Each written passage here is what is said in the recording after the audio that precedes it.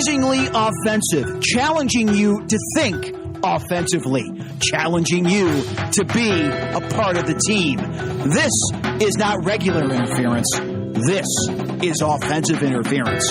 With the baldest man in entertainment, me, Nick Cellini.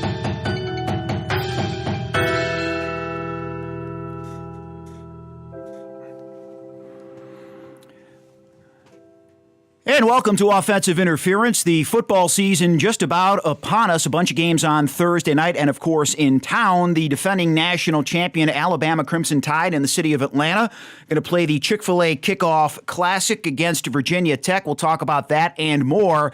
Also, Peter King, going to hear from him in about 7 minutes from now. If you're a Falcons fan, he weighs in on his predictions, not only for the Super Bowl, but for the Falcons this year. Kind of a good news, bad news situation. I'm joined today by my friend Brandon Adams. And BA, always good to see you. Always good to see you, too. You're going to be busy during the college football season. Here's your chance to self-promote a little bit. Every Saturday, you're going to be at Stats, correct? I am, from 1 to 3 p.m. Right there, talking some college football on 680 The Fan. Also, every Friday night, high school football around the Southeast, including a big doubleheader in Cobb County tomorrow night. So, yeah, we're going to have a lot of fun this fall. You're the play-by-play voice on CSS, are you not? I am. I'm hosting sort of pre-post and halftime this Friday because Matt's still be doing play-by-play, but most of the weeks this season be doing play-by-play. We've got a great schedule. That's right. I'm doing play-by-play. Don't step on my toes, Adams. It's Matt Stewart here.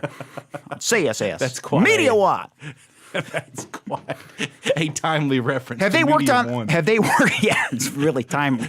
If we were in a time machine going back about 15 years, have they worked on those camera angles for you? Because I know that when you first started doing that, they were really, really uptight on you. Well, I have a very big face anyway, so sometimes join the club to kind of zoom in tight on me makes it seem even bigger. And I guess now at this stage of my life, because you talk about the baldest man in entertainment, I'm starting to get a little thinner on top. As Hulk Hogan said, you got the hole in your hat? Yeah, exactly. So I'm sort of hoping that the camera doesn't come in too high. Otherwise, I might see my head shining like Lake Placid. Well, the cameras are going to be on Johnny Manziel as Texas A&M takes on Rice, him standing on the sidelines. He's been suspended for the first half against Rice based on all of these autograph sessions that he had. The NCAA could not prove that he took cash, but they said he didn't stop others from benefiting off of his name, which to me is hypocritical. Well, don't you think that the real story here is not what Manziel did or what his reaction to it is, but what the NCAA's reaction to this is? Because I honestly can't seem to decide if the NCAA knows how it's supposed to react here. Clearly, they don't care. I mean, this is the Texas A&M gravy train. This is moneymaker for everybody involved. Clearly, they don't want to follow this trail as far as it goes. They don't want Manziel to be suspended. But the thing they can't figure out is how do we pretend like we care without actually really caring? And that's the trap they sort of fallen into on this, I believe. They had to do something, and the best tweet that I saw as far as this whole story is concerned, someone tweeted that Johnny Manziel was going to, ironically, probably sit out the second half against Rice. It was going to be such a blowout. Right. This isn't a punishment. This isn't even a slap on the wrist. This is an insult. Let me ask you this. Do they really have to do something? They felt like they had to because it was such a big story, because there was the video of him signing autographs. I mean, let's be honest. He's not flying from site to sign autographs for free. They just couldn't prove that cash exchanged hands. In that Wright Thompson story in ESPN, the magazine, he expressed some frustration by having to sign one autograph. He's going to sign a couple thousand for free. That doesn't seem like something he'd want to do. Let me give you a quick crude analogy. Here in the city of Atlanta, where we're doing this podcast, there's prostitution, there's drug use, there's all these kinds of things. There is? But nobody does anything about it because it's just not worth the time to deal with it. I think the NCAA, if they want to adopt the same posture of, yeah, some guys are getting paid under the table, but we're not going to really extend a lot of energy dealing with it, I don't think anybody would really fault them if they took that stance, because that's the stance they probably want to take anyway. The problem is you have your Heisman Trophy winner. You've got a guy that's railed, against the NCAA. His father railed against Texas A&M in that Wright Thompson piece in ESPN, the magazine, essentially saying, well, the university sure doesn't care about my son. I need to protect Right. him. So all of these things kind of factor in. Well, how about ESPN? Because they get the best of both worlds here. They get to make the money off the investigative journalism that goes right up to the line of sort of proving that Johnny Manziel did some wrong things and he ought to be kicked off the football team. They get to sell outside the lines advertising. They get to sell ESPN the magazine. Stop just short of that. Everything's fine. And now they get to sell him as a football player on their Saturday afternoon broadcasts. They get to double dip here. ESPN's the big winner in all of this. Absolutely, because they control college football. Mark Bradley in the AJC wrote a piece about it. Look, they dictate what the schedule is now. Right. They plan everything Sure. out. They are the NCAA as far as football is concerned. And the only real investigation that's gone on of Johnny Manziel has been done by the media. The NCAA has had no investigation success whatsoever. They are literally beholden to the media telling them what happened. Well, speaking of the hype and the promotional machine, it's not only Johnny Manziel in the SEC, it's obviously the SEC as a conference in general, but Jadeveon Clowney, the stories and the talk surrounding that hit in the bowl game on Vincent Smith, it continues. Let me just say this. As impressive as that hit was, a couple of things to think about. Jadeveon Clowney wasn't blocked on that play. Right. And if anybody isn't blocked on a play that size, hitting a running back that much smaller, he's going to make the play. Fantastic play. Right. But do you also know that it was his only tackle of that bowl game? I did not know that.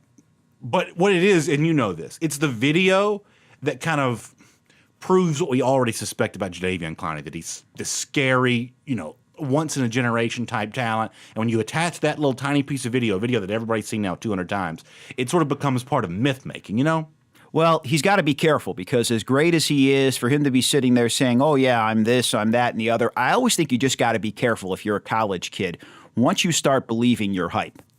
Well, That's why Steve Spurrier did what he did, incidentally. Exactly. And we talked about this the last time I was on the podcast, that Spurrier's got a tough job in terms of sort of ramping down expectations there in Columbia anyway, because those fans are real excited, and Clowney is this sort of interesting talent. But, I guess I would defer to you on this because you certainly played the game and you certainly... Not at that level, but enough to have this conversation.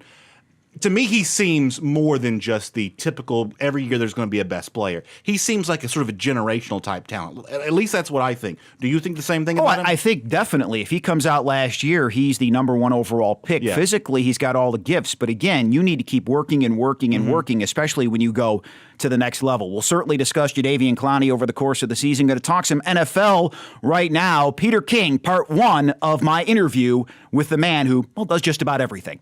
Offensive interference. Peter King is here with us. He of Sports Illustrated, he of NBC, he of Monday Morning Quarterback, which is now a full-time venture on SI.com. Did I leave anything out, Peter? No, I think you got it pretty well covered. Do you forget what day it is, what time it is? Do you wake up in the middle of the night thinking I've got 10 things I got to do? No, the one thing that has happened, though, Nick, is that over the last, I would say, month or so, you're always, I've never been a boss before. And so in running this new website, the mmqb.com, the one thing that is a little bit different is that now you're worrying about what some other people are doing. I've always just sort of concerned me with myself. And so that's a little bit different, and having the ability to tell people what to do is a little bit different, which I've never done before. So, but it's a new adventure. It's going to be fun. Going to be fun to be back on NBC this fall, and to do some TV too. So I've kind of got the best of all worlds right now. How much do you hate doing the predictions? I know that everybody has to do it in the current SI, the NFL preview. You've got the Patriots beating the Seahawks for what it's worth, 30-23. Yeah, it's the least favorite part of my job by far, because I don't know who's going to win the Super Bowl. I don't know who's going to be in the Super Bowl. And there aren't many years where I come away from my training camp trip, and this year I was in 23 different places,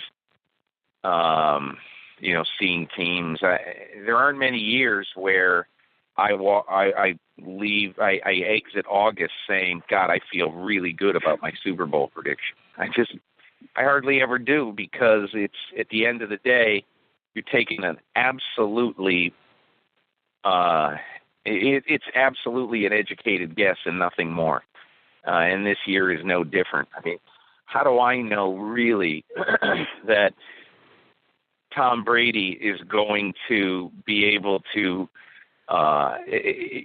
work with his receivers and get to know his receivers? Well, he's got 5 new receivers he's working with this year. So, how do I know that Tom Brady to Aaron Dobson, Tom Brady to Ken Brell Tompkins? I mean, nobody even knows who these people are. So, you just make your best guess that all the other problems that people have in the AFC are bigger than the Patriots' problem is right now. So that's one thing. And then I think the other part of it is that people out there some people view people like me as really knowing something. And again, I think I know more than the guy who is walking down the street does about the NFL, no question about it. But it doesn't translate into knowing who's going to win the games. You make your best guess, and that's really about what it is. So you basically are setting yourself up for failure most often when you're making predictions of the NFL. Well, I like what you said about every team having a hole, every team having questions, and that leads us into the city I'm in, Atlanta, and the Falcons certainly have some questions on the defensive side of the ball. For what it's worth, you had them losing in the divisional round to Seattle. If that happens, if it's another one and done in the postseason, a lot of people in the city of Atlanta aren't going to be really happy. Yeah, I know. That's the stakes have been raised, the expectations have been raised in Atlanta, and rightfully so. I mean, they were a play or two away from the Super Bowl last year, clearly. And that was one team that I kind of agonized over what to do with Seattle, because I could definitely see I could see if it's Seattle at Atlanta again, I could see Atlanta winning that game by 2 touchdowns. But you just sort of get a feeling. I always when I can, I always like to pick a team that exited the previous year kind of young and hot. And last year, that team was the Seattle Seahawks. So I had a feeling all off season that I was probably going to pick them. And when I went to their camp, I didn't see anything that really scared me off. And, so, I mean, I did end up picking them. But as far as Atlanta goes, look, the NFC is really, I think it's really equal at the top. And if those 2 young corners that Atlanta drafted in the first 2 rounds, Trufant and Alford, come through and play well, I mean, play at an above average level as rookies, I think there's an excellent chance that the Falcons will go to the Super Bowl. But rookies don't usually play great, especially 2 of them, and especially at that position. So, we'll see how it goes. And we'll see how it goes to open up the season. The Falcons in New Orleans a week from Sunday. We'll talk more Falcons with Peter King and Brandon Adams as Offensive Interference continues right after these words. ALS doesn't just kill you. It shuts you down, little by little, bit by bit. It starts small. Maybe it's holding a pencil that gets difficult. Or getting up from your chair. Then you find it hard to turn the pages of your book. Because you can't move your fingers. Your mind keeps working, but your body doesn't respond. You won't see it coming because no one knows where it comes from. Soon you can't hug your mother or pick up your child. You won't be able to tie your shoes. You don't need to tie your shoes because now you can't walk. You can't eat or shave. Or laugh or sing. First you can't catch your ball, then you can't catch your breath. ALS doesn't just kill you. It steals your life, a little bit at a time. And it doesn't stop until there's nothing left. Unless we stop it first. Unless we stop it now. I'm Steve Gleason. Let's put our heads together and find a cure for ALS.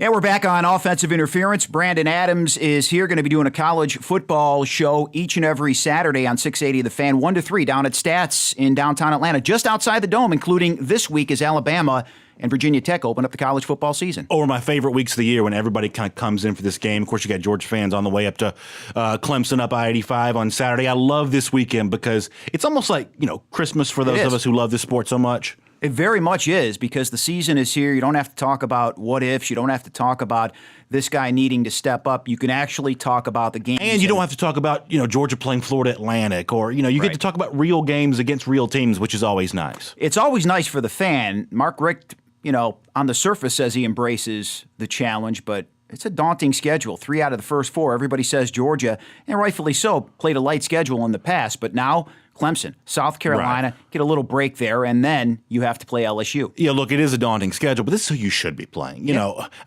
If I had my way, nobody would play those weak opponents because I just don't think it's real football. I like starting with real football. Let's find out right away, not just Georgia, but everybody that plays these kinds of games. Let's find out what you're really made of. This is what has sort of proven Alabama to be national championship worthy the last couple of years, beating these good teams to start the season. Well, speaking of playing real football, the Falcons with a real test to open up the season. Oh, yeah. Sean Payton is back, and the Saints in that Mercedes-Benz Superdome are going to be rocking. The crowd is going to be rocking. They're going to be lathered up. We're going to hear more from Peter King talking about some of the young corners on this Falcon defense and what a test they're going to get to open up the season. I look at this defense, and I base it on the game where the starters played, and I know it's only the preseason, but there's a lot of questions I have about this defense. Yeah, it's not a good defense. If the Atlanta Falcons win the division, if they get back to an NFC championship game, or if they go beyond, it's not going to be because the defense surprises people and plays way, way better than most of us anticipate. I don't even think that's possible. It's obviously on Matt Ryan, that passing game, and you hope the defense is sort of just good enough. I think they still can be just good enough, but they're not going to be some pleasant surprise. I don't think that's possible. The good news is, if you can look at one common denominator in the NFL, and Peter King talked about this, every team, you could say that about all 32 teams in the NFL. They've got strengths, but I've got questions about this, that, or the other. Yeah, I think the NFL now in this sort of salary cap era, it's about minimizing your weaknesses as much as possible. And the way that you do that is by just making sure you stay really, really good at the thing that you already do well. That's why the Falcons wanted Tony Gonzalez to come back. That's why, obviously you went and got a Steven Jackson, because you want to stay good at the thing that you're already good at. And if you're as good at that as you can be, then the defense probably doesn't matter as much. And they're saying, I think, the same thing in New Orleans. They're switching to a 3-4 with Rob Ryan. Will Smith was trying to switch from defensive end 9 years into his career to outside linebacker. He blows out his knee. They've got injuries across the board as far as that outside linebacker position is concerned. They have to make a trade with the San Francisco 49ers to pick up another outside linebacker. A lot of questions on that defense. We could see a shootout to open up the season. Yeah, I agree. Look, I'm not a Rob Ryan fan. I don't think he makes a big impact in New Orleans, but I am a big Sean Payton fan. Or at least I respect who he is as a coach. I think he does make a huge impact. I think him coming back makes a big difference. As a matter of fact, you look at some of the Vegas numbers as far as over-under, I think New Orleans is a pretty strong overplay because that's how much I respect Sean Payton as a coach. This NFC South, to me, is completely up for grabs. Yeah, it's a deep division. But I know that Josh Freeman didn't play up to expectations, but don't forget, all 3 of the Falcons' losses coming inside of the NFC South to all 3 of those teams. You're 100% right. All these division teams have shown an ability to play well against the Falcons. And look, you mentioned Tampa. I'll also mention Carolina. I don't think Cam Newton's a player that you can write off yet when you talk about these young quarterbacks who are kind of coming into their own. I think Newton's still a part of that conversation. It would not surprise me to also see Carolina be better than some people anticipate they're going to be. Carolina could have very easily, some would say, should have beaten the Falcons twice last year. Everything had to go the Falcons' way at the end of that game in the Georgia Dome, including Cam Newton fumbling and then a miracle pass, a ridiculous throw from the end zone, Matt Ryan to Roddy White. As a matter of fact, if you want to know my prognosis for the NFC South, I think Atlanta's still good. I think New Orleans is better. I think Carolina's better than they were a year ago. All 4 teams can't be good. That kind of pushes Tampa out of the sort of conversation a little bit. But I am kind of interested to see what Carolina does this season. And for what it's worth, Peter King has both the Falcons and the Saints going 10-6. He's got the Falcons winning the division, and then he's got the Falcons losing in the divisional round, which would be their first playoff game at home against Seattle. If that happens, the natives are going to be a bit restless. Right. It's important to know that Peter King has been high on the Falcons for a while. the fact that he's kind of downgraded his playoff expectation, I hope that's not a harbinger for what's really going to happen, because he has been positive on the Falcons the last couple of seasons. We'll talk more during the TNC segment of the program. As we about said, N stands for knowledge? No. It stands for Nick okay. Cellini. We worked on this, we rehearsed this, and still you're behind the 8 ball. I am. Speaking of being behind the 8 ball, there's a head coach here in town in the city of Atlanta that's really behind the 8 ball right now. We'll see if he loses his job after getting pulled over and being charged with a DUI. We'll have that story in a few minutes. Right now, we do part 2 of the Peter King conversation, more on what the Falcons are facing to open up the season in New Orleans. And for what it's worth, they haven't played very well, those 2 rookies, in the preseason. And you talk about baptism by fire, having to face the Saints in front of a rocking crowd in the Superdome to open up the season. It's going to be exactly that for those 2 young corners. I actually talked to Matt Ryan this week about that game and about, I remember a few years ago, this probably was about 10 years ago, I was covering a Steelers game in Cincinnati. And the Bengals shot out. I mean, in Cincinnati, probably the biggest game every year is the home game they play against Pittsburgh. So it was very, very emotional crowd. Crowd was fired up, But the point was that after the game, Bill Cowher, who was coaching the team at the time, said, I always tell the team that in an emotion game like this one always is, you just got to take their best shot to make sure that you don't want to be too far behind or you don't want to be out of it in the first 15 or 20 minutes. And I mentioned that to Ryan, and he goes, that's exactly what we're going to face in New Orleans, with Sean Payton coming back and all that. It's going to be a really, really emotional game. And that's the kind of thing that you look at young kids, okay? You look at those young players, and you really wonder, how are they going to hold up in an atmosphere like that against a great quarterback like Drew Brees. Going back to what you said, though, in this week's SI, I talked about the Falcons. You talked about them and their young corners. Name a team, you wrote it, that doesn't have issues in 2013. You can't, because that's the way the modern-day NFL works with the salary cap and everything else. You're going to have younger guys, and you're going to have to plug them in and have them play right away. That's just the way it's structured, is it not? And, you look at the Baltimore Ravens. I was saying this to somebody over the weekend. I was at a couple of preseason games, and I said, the Ravens are going to be better on defense than they were a year ago, and they're going to be better on defense than they were when Ed Reed and Ray Lewis, not when they were at their peak, but last year, because the Ravens have done a really good job of plugging the holes on their team, especially on their defense. Now, they haven't done a great job at the receiver position, but that's a classic thing that you're talking about.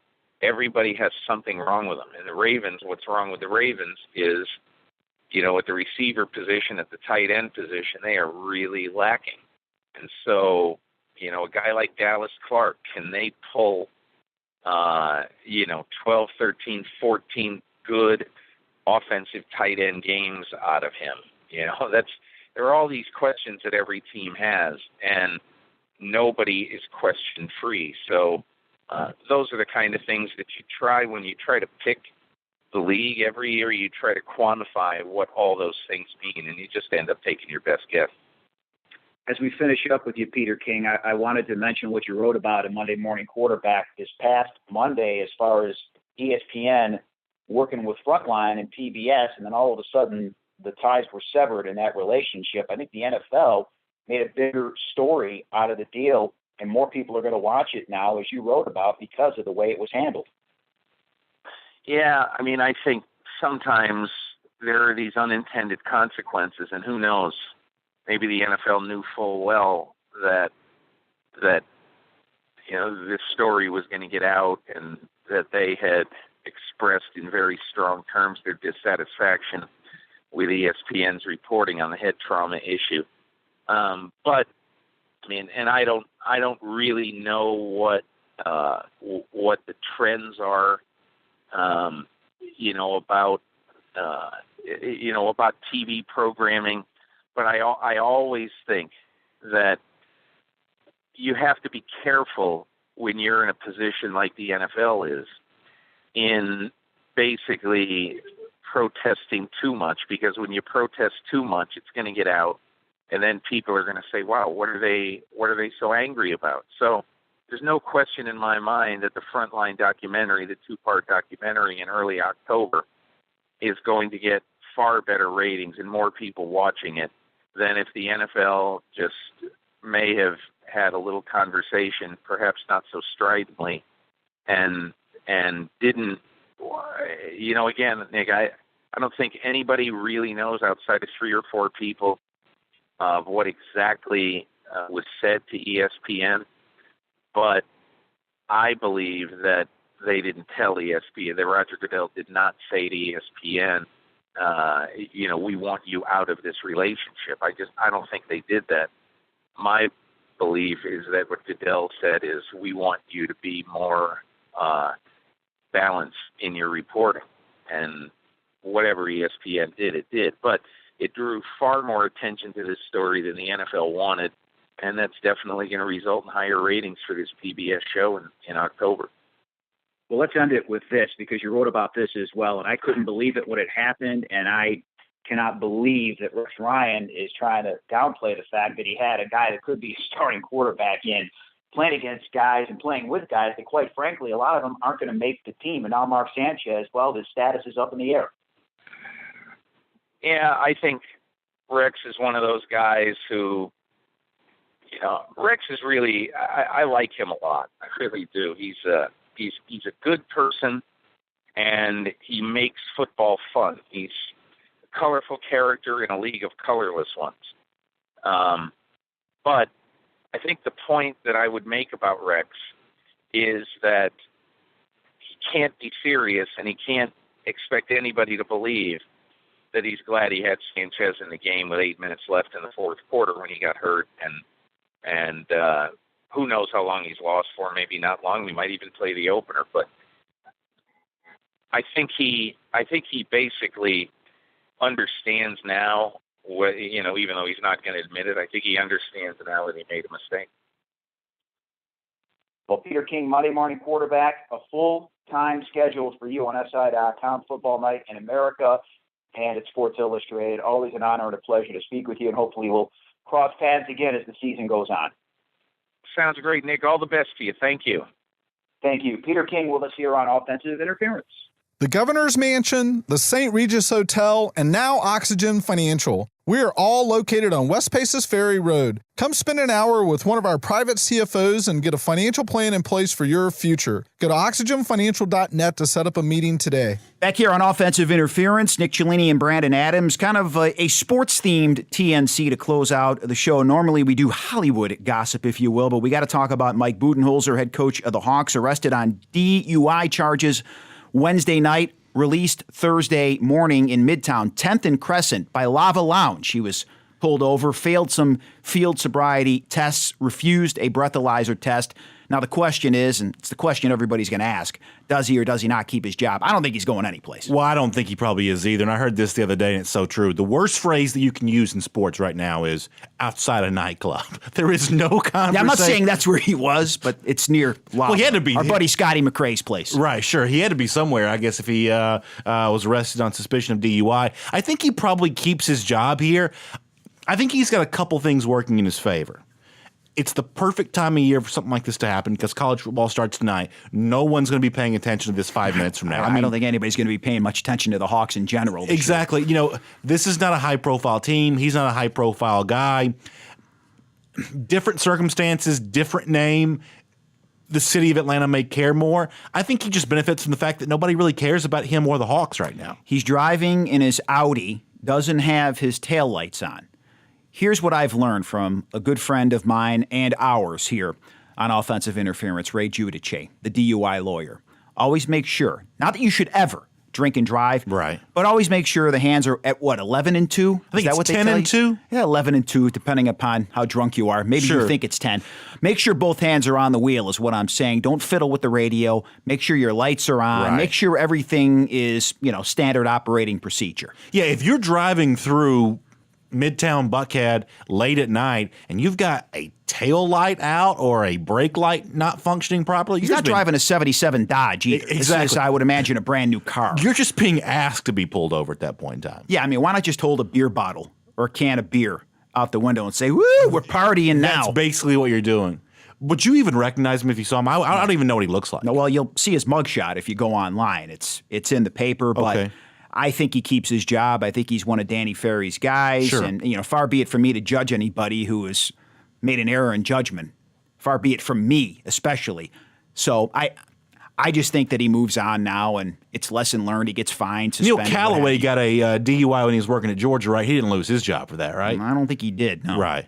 And, Damon Evans, an athletic director, is a little different because you're kind of in a moral position over the athletes, and there was also a little more than just drinking going on. You've got red panties on your lap, and you're married, and there's another broad in the car with you. Sure. So I think if it was just a DUI, maybe he just gets fined or suspended, whatever.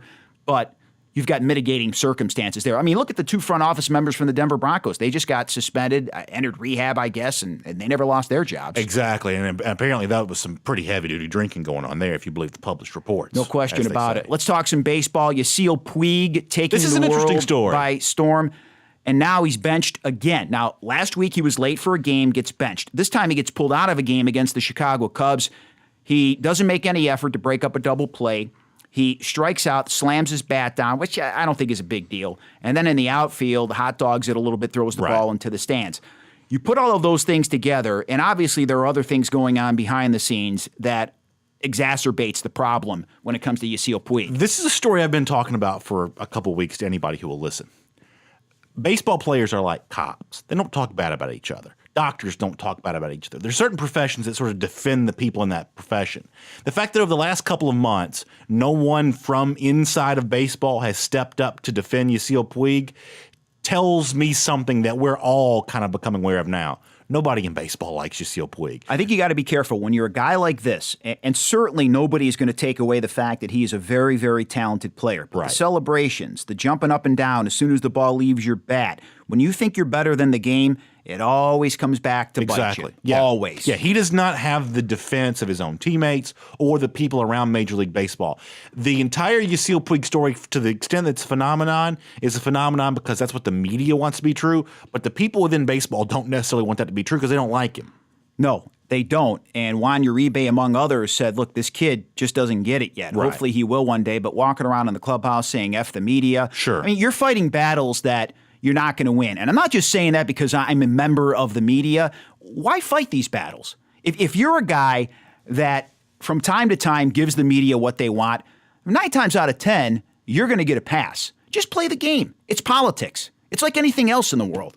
Well, it would make you so much more money if you would just play it a little bit. 10% more effort on your part to kind of ingratiate yourself to the people around you would pay off to the tune of millions of dollars. Well, let's talk about Lamar Odom, who has made millions of dollars. Is he on drugs? Is he not on drugs? Is he going to play basketball again? Is he going to stay married to that dude, Khloe Kardashian? Wait, is he not? What? You're going to go dude on me on that? Well, she's a big fella. She's good looking, don't you think so? I think you're out of your mind. I think I'd be on drugs just to lay in bed with her. You're too picky. Oh, yeah. That's your problem. You're too picky. Yeah, I'm real picky. You know me. You've known my past. She's not bad looking. Are you crazy? Are you seriously nuts? Maybe I don't have a good picture of what she looks like, I want you to go online later. I'm going to give you. I know that you have to study up. You got high school football. I do have a lot of player names to learn on Friday night. You're a busy man. But I just want you to do one thing. I want you to Google. Matter of fact, I'll do it right now on my iPhone. All right. Khloe Kardashian, no makeup. Oh, well, that's probably a different story. But as far as Lamar Odom goes, there were stories about him a couple years ago about the fact he doesn't eat very much. Mm-hmm. He likes to eat candy and really nothing else. That tells you all you need to know right there. Yeah. If you want to, we don't even need drug tests in this country. All you need to know is anybody who doesn't like to eat's on drugs. They're doing hard narcotic drugs. If you don't like to eat, you're doing drugs. Sammy Hagar said that about Eddie Van Halen. How do you know when he's drinking again? He's really, really skinny. Exactly. How do you know when he's on the wagon? He gains some weight because he starts eating again. And that's exactly right. Here you go. Here's a picture. I'm going to present it to you right now. I want you to look at this picture, and I want you to study this picture, and I want you to, again, tell me that Khloe Kardashian's good looking. Oh, that's not fair. What Is do that you mean? really her? That's her. Oh, that's rough. Yeah, that's really rough. You imagine waking up next to that? Look at the schnozzle on her. Never mind that. Look at everything, top to bottom. Was that a protruding proboscis, I believe they call that? What are you, Gordon Soley? Can you imagine, though, you're in a club. That's a hideous picture. You're in a club. Right. And, you had a few.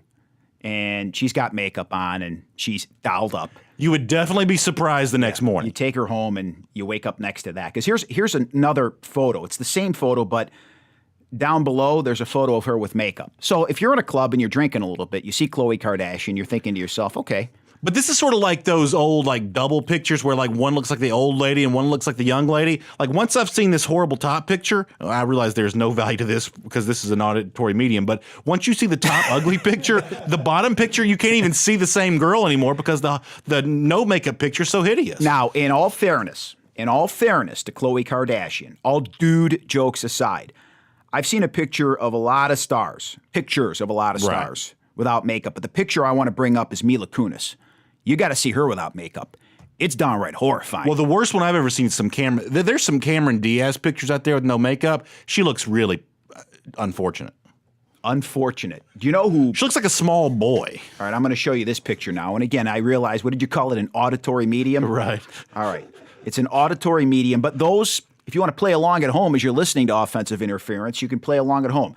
Check out this photo of Mila Kunis without makeup. Oh, that's terrible. I mean, that's disappointing is what that hurts me. It hurts my heart looking at her without makeup. And again, maybe she's hungover. Maybe she ran out to get the paper and somebody took a picture. We all have our moments. Can you imagine you get up in the middle of the night to go get a drink of water and you look out your kitchen window and you saw that face staring at you? That's horrifying. Yeah.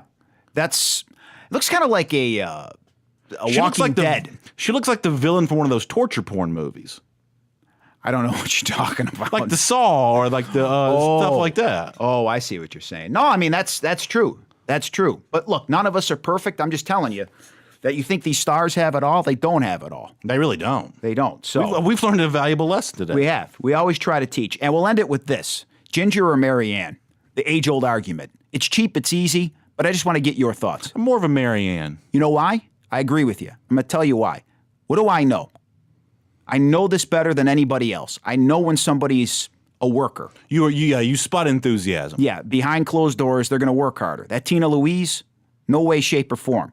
Dawn Wells, who played Marianne, she's a little party girl behind the scenes. Is that right? I don't know that for sure. I'm just telling you based on what I have seen, what I've been able to ascertain. You also can't go wrong with pigtails. No. Pigtails generally a pretty good way to go. Bingo. And with that, we'll end Offensive Interference. Want to thank Peter King for joining us. BA, good luck with the high school stuff. Hey, thank you very much. To hearing you on Saturday on 680 The Fan at Stats. I'm actually not working this Saturday. Oh, you're not? No, home team Brandon League this Saturday, but most Saturdays will be me. Well, you're too good to work. It's the first weekend. It's a complicated schedule. A way to start things off on a positive note. Listen, I appreciate Scotty McFarland, the PD over at 680, along with Jim Mahaney. I appreciate the fact that you gave me the job. But I'm going to need Labor Day weekend off. You're a lucky man. You're a powerful man to be able to pull that off. It's a complicated schedule. I understand. Well, listen, thank you for being here with me. Always a pleasure. Enjoy all the college football this weekend. We'll be back next week right here on Offensive Interference.